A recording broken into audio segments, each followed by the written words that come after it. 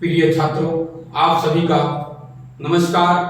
आज मैं आप लोगों के सामने बीमीय विश्लेषण का जो चैप्टर है उससे जो प्रैक्टिस क्वेश्चनों की है मैं आज लेवल 2 टाइप का लेकर आया हूं, क्योंकि बहुत ऐसे क्वेश्चन होते हैं जो आपकी किताब पढ़ने के बाद समझ में नहीं आता है या समझ में भी आता है तो बहुत ज़्यादा टाइम लगता है। तो उसी के आधार पर मैं आप लोगों को यहाँ कुछ क्वेश्चनों को लेकर आए हैं, जो देख सकते हैं यहाँ जो दिया है alpha upon T square equal to F B plus beta upon X square से अल्फा और बीटा का बीमीय सूत्र ज्ञात करना है, जहाँ टी हमारा समय है और एफ बल है और भी वेग तथा एक्स दूरी है। तो यहाँ पर सबसे पहले मैं उस समीकरण को लिखते हैं F B plus beta upon X square. तो यहाँ पर अल्फा का और यहाँ पर बीटा का, इन दोनों का हमको बीमीय सूत्र आप लोगों को बताना है। तो आप लोगों को मैं बताया था कि ये इसके भी बराबर होता है और फिर इसके भी बराबर होता है, या फिर इन दोनों के बराबर होता है। ये जो दोनों आपस में जुड़े हैं ये इसके बराबर होगा और ये इसके बराबर होगा। तो हम सबसे पहले एफ बी का बीमीय सूत्र निकालेंगे। एफ इंटू भी का बीमीय सूत्र क्या हो जाएगा? एफ मतलब बल, बल का बीमीय सूत्र क्या होता है? M L T minus 2। बल का बीमीय सूत्र सभी लोगों को याद हो गया होगा। अभी हमारा वेग है, वेग का क्या होता है? मीटर पर सेकेंड एल टी माइनस 1। तो इसका हो जाएगा केवल एक एम है, एम केवल लिखिए, और यहाँ यल एक है और एक यल और है, तो कितना हो जाएगा? ये मेल पर पावर 2, और यहाँ पर टी पर माइनस 2 है, माइनस 1 इधर है, तो टी की पावर कितना हो जाएगा? -3। बस आप लोगों को लिख देना है। अब बीटा अपन एक्स स्क्वायर ये इसके बराबर होगा। आप लोगों को मैं बताया हूं साम्यता के सिद्धांत होमोजेनिटी के, ये दोनों तभी आपस में जुड़े हैं जब इन दोनों समान हैं। यदि समान नहीं रहते तो इनमें प्लस का चिन्ह नहीं लगता, और चाहे माइनस का। सेम राशियों को ही जोड़ा और घटाया जा सकता है। तो यहाँ पर हम लिखेंगे beta upon X square equal F B. तो यहाँ पर beta upon X square F B का बीमीय सूत्र कितना लिखा गया है? एम एल स्क्वायर टी पर माइनस। अब आप जानते हैं बीटा बराबर हो जाएगा एम एल स्क्वायर टी पर -3 इंटू एक्स स्क्वायर।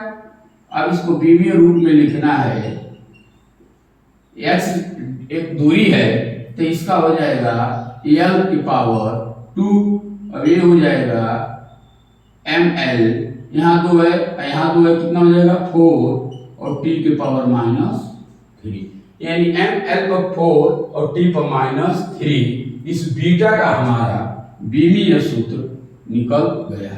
तो आप लोगों को इस प्रकार से इसका बीमीय सूत्र लिख देना है, और उसके बाद से हमको अल्फा का निकालना है। तो यहाँ पर हम क्या करेंगे? Alpha upon T square, alpha upon T square equal to, हम एफ भी लिख सकते हैं या बीटा अपान एक्स स्क्वायर भी लिख सकते हैं, या ये पूरा इसके बराबर होगा। तब यहाँ हमने जो इसका बीमीय सूत्र लिखा था alpha upon T square, F B का जो बीमीय सूत्र आया था एम एल पर 2 और टी पर -3, अल्फा इक्वल टू हो जाएगा एम एल पर 2 टी पर -3 इंटू, यहाँ टी स्क्वायर है तो यहाँ पर हम लिखेंगे टी स्क्वायर। अब इसका बीमीय सूत्र लिख देंगे, टी पर 2 कितना हो जाएगा? एम एल पर 2 और टी पे यहाँ -2 है, यहाँ +2 है, तो कितना होता है? -4। तो इस तरह से आप लोगों ने देखा अल्फा बराबर हमारा एम एल पर पावर 2 और टी पर पावर -1, इसका बीमीय सूत्र आ गया। तो इस तरह से हमने इसका देखा आसानी से क्वेश्चन। अब इसको मैं इरेज कर देता हूं। इस तरह से ऐसे क्वेश्चनों को सॉल्व करना है। अब अगला क्वेश्चन हम बताते हैं।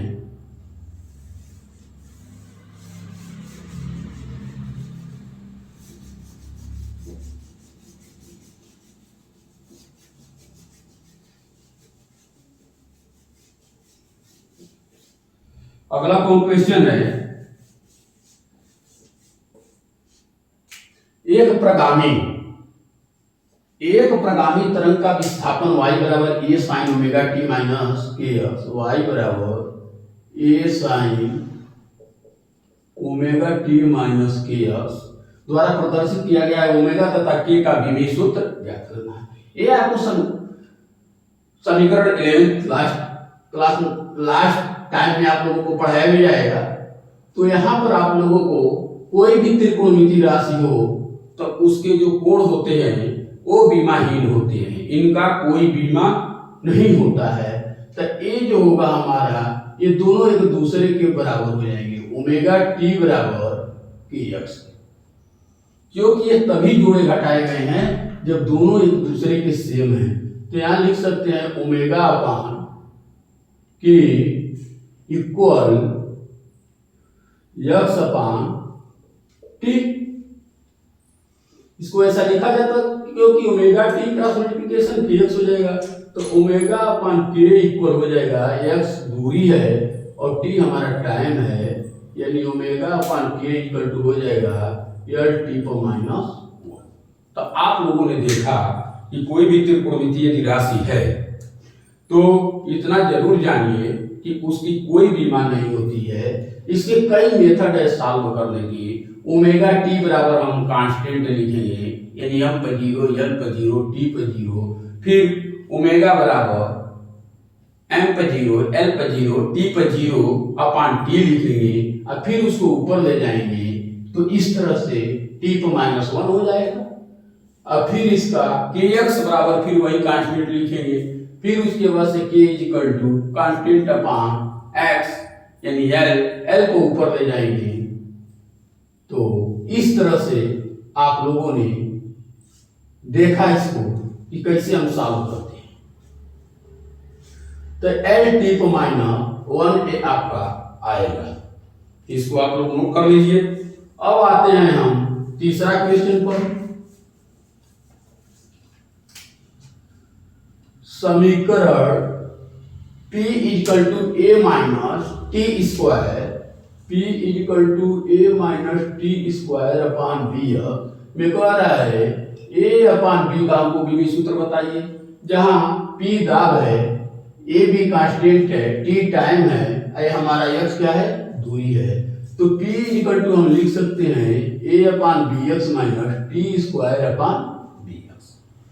तो इस दाब के बराबर ये भी हो सकता है, इस P के बराबर ये भी हो सकता है, या ये दोनों आपस में इक्वल हो सकते हैं।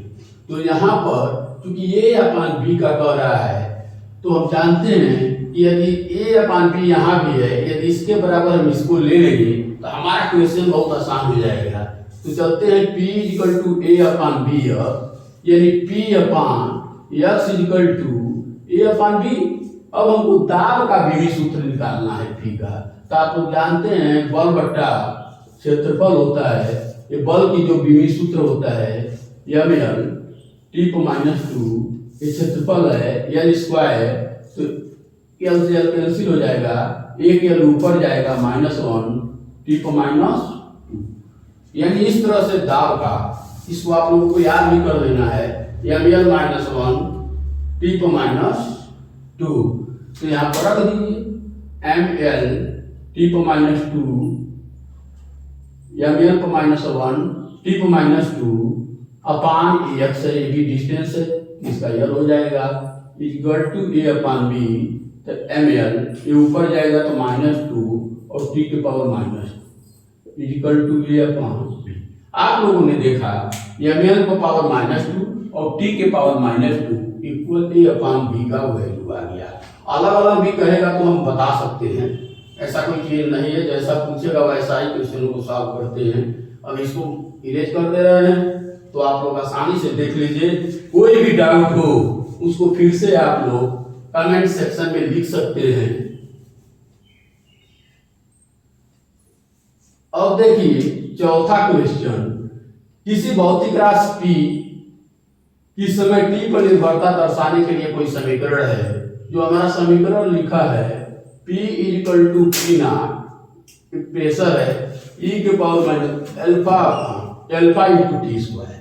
तो कभी भी एक्सपोनेंशियल यानी चरघातांकी श्रेणी हो तो उसकी एक वैल्यू होती है, वो कांस्टेंट होता है। यानी इसके पास जितना भी पावर लिखे रहे E के पावर में या साइन कोण के रूप में, वो सब विमाहीन राशियां होती है, कांस्टेंट होते हैं। ये चरघातांकी श्रेणी होती है चरघातांकी। इसकी जो वैल्यू होती है 2 और 3 के बीच की होती है। तो आप लोगों को बता दें इसका जो पावर रहेगा ये बता, alpha T square equal to constant, यानी m पर 0, l पर 0, t पर 0, उसका कोई भी मान नहीं होता है। तो यहाँ पर ये बताइए अल्फा बराबर m पर 0, l पर 0, t पर 0 अपन कितना लिखेंगे टी स्क्वायर। अब ये ऊपर जाएगा तो m पर 0, l पर 0, t के पावर कितना हो जाएगा -2। यानी अल्फा का जो विमीय सूत्र हमारा आया m पर 0 और l पर 0, t पर -2, या डायरेक्ट हम लिख सकते हैं t के पावर -2। लेकिन स्टैंडर्ड फॉर्म लिखने का तरीका यही है कि पूरा कांस्टेंट होता है। देखिए m पर 0, l पर 0, t पर 0 का मतलब उन सब की कोई भी मान नहीं थी। अब यहाँ पर देखिए आ गया है t की पावर -2। तो इस तरह से आप लोगों को मैं आज लेवल 2 समाप्त किया। इसके बाद से मैं पढ़ाऊंगा लेवल 3। जो लेवल 3 होगा थोड़ा सा इससे कठिन होगा। एक और लास्ट में पढ़ाएंगे लेवल 4 या एडवांस लेवल, तो उसको भी आप लोगों को देखना है। चीजें आसानी से समझिएगा, फिजिक्स को सावधानी से पढ़िएगा। कोई भी विषय आसान नहीं होता है और कोई भी विषय कठिन नहीं होता है। वो आपके लगन, आपकी जिज्ञासा के ऊपर निर्भर है कि आप जो चीजें नहीं आ रही है उसको जानने के कितने इच्छुक हैं। आपको कोई भी शिक्षक आपको ऐसा अमृत नहीं दे देगा कि आप बिना पढ़े, बिना मेहनत के ही सारी फिजिक्स, सारी केमिस्ट्री, सारी मैथमेटिक्स, आपको मेहनत करना होगा।